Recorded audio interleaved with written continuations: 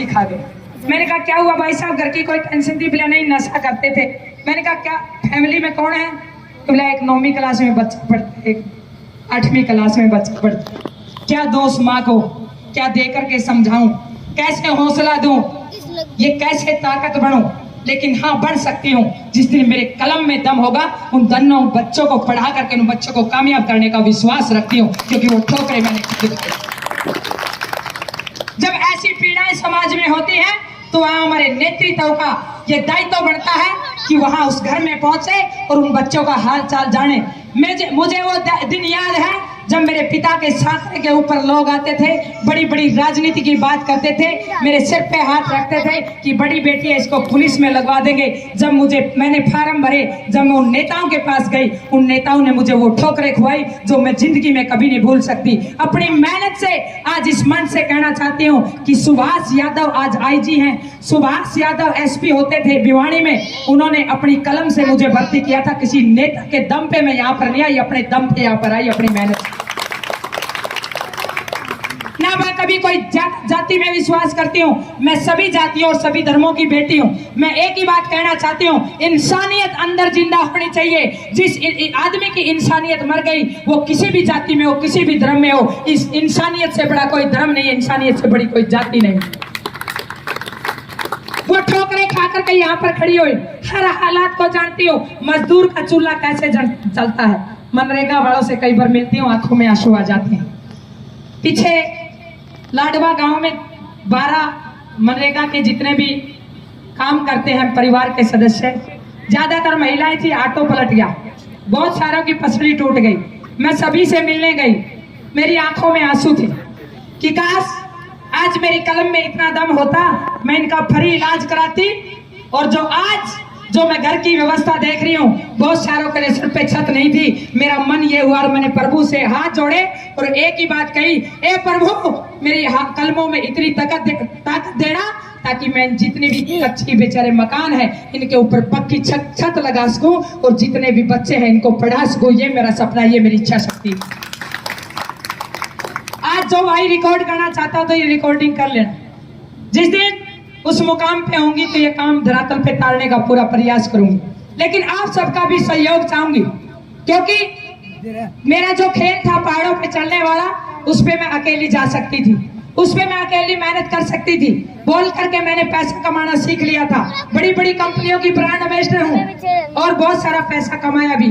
एक घंटे का बोलने का 5-5 लाख रुपया कमाया है, अपने खेल पे लगाया है। लेकिन जिस क्षेत्र में चली हूँ, जिस मिशन को लेकर चली हूँ, जिस आंदोलन को लेकर चली हूँ, वहां मैं अकेली काम नहीं कर सकती। वहां पर आप सबका सहयोग, आप सबका आशीर्वाद मेरे साथ काम करेगा। मैं विश्वास रखती हूँ कि आप सब एक बार तालियां बजा करके मेरा सपोर्ट करेंगे और मेरा सहयोग करेंगे। जब भी धरती के ऊपर कोई भी ऐसी चुनौती आती है, आज पर्यावरण को लेकर के बहुत सारे हालात खराब है। आज पीने के लिए पानी नहीं है। राजली गांव में भी एक कुएं है, शायद उसका पानी आता है बस थोड़ा बहुत, पीने के लिए पानी नहीं है। खरड़ गांव में पीछे कार्यक्रम किया, पीने के लिए पानी नहीं है। बहुत सारी व्यवस्थाएं नहीं है, जोड़ बिल्कुल खराब हुए पड़े हैं। कभी बहुत शान होती थी गांव की, वो सारे खराब है। सरकारी स्कूलों की हालात बहुत खस्ता है, जा करके देखते हो तो वहां पर वो व्यवस्था नहीं है जो होनी चाहिए। बहुत सारी ऐसी चुनौतियां हैं जिसपे काम करने की आवश्यकता है और जो बहुत जरूरत है। मेरा ये मानना है, मैं तो मनदीप भाई को भी कहती हूँ, मैंने कहा भाई मैं भविष्य में आपको बहुत बड़े मंत्री पद पे देखना चाहती हूँ, जब आप जैसे युवा आएंगे, जब गांव और देश बदलेगा। आज मनदीप भाई की एक बात बताती हूँ। जब मैंने फोन किया, मैंने इनके पास 7 बजे फोन किया, मैंने कहा भाई साहब क्या कर रहे हो? बोले बहन जी गांव में मैंने गलियां बिल्कुल बंद हो गई थी और चौतरे बना लिए थे लोगों ने, और मैंने सबसे पहले मेरा चौतरा फोड़ा, फिर मैंने बाकी चौतरे जो अवैध हो रहे थे वो तोड़वाने का काम किया, गांव को खूबसूरत बनाने का काम किया। और आप सभी को बता देती हूँ, नशे के खिलाफ गांव में जितने भी जो नशा बेचते हैं भाई, उनकी जमानत भी नहीं कराता। नशे के खिलाफ खुल के काम कर रहे हैं। जो गांव में नशा करता है उनके साथ, उनके खिलाफ लग करके काम कर रहे हैं। जो बेचता है उनकी सबकी दुकान उठा रखी है। मैं सैल्यूट करती हूँ मनदीप भाई को, ऐसे ऐसे भाइयों की समाज में दूर। जब माँ आकर के रोती हैं, मैं कहती हूँ कि मनदीप योगी भाई जैसे भाइयों का साथ दें। अगर आप चाहती हो गांव से नशा मुक्त हो, अगर आप चाहती हो आपके युवा आगे बढ़े, आपके युवा स्वस्थ हो, आपका इलाका अच्छा हो, तो ऐसी ऐसी युवा शक्तियों को आपने आगे लेके आना होगा। ऐसी बात नहीं है अच्छे लोग नहीं है, लेकिन एक बात कहना चाहती हूँ। मेरे पवन भाई बैठे हैं यहाँ पर, सरपंच बैठे, रविंदर भाई बैठे हैं, स्कूल चलाते हैं यहाँ पर, इतने ईमानदार है पाटो गांव के सरपंच पवन भाई जी। जब भी हम बैठते हैं हमारी यही चर्चा होती है, बहन जी इलाका कैसे अच्छा हो, गरीब बच्चे कैसे पढ़े, गांव का विकास कैसे हो, गांव में हरे भरे पेड़ कैसे लगे, गांव में तालाब कैसे अच्छे हो, गांव में पार्क कैसे बने।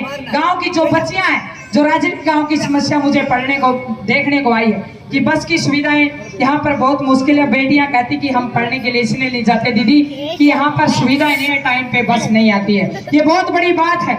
मेरा ये मानना है कि हरियाणा जैसे प्रदेश में, इतने अच्छे प्रदेश के अंदर, बहुत मजबूत है हमारा प्रदेश, ये समस्या नहीं होनी चाहिए। मेरा ये मानना है जितने भी लोग अभी प्रचार प्रसार कर रहे हैं, ये बैनर ना लगा करके इन बेटियों के लिए सुविधा करवा दीजिए। मैं आप सभी को निमंत्रण देना चाहती हूँ।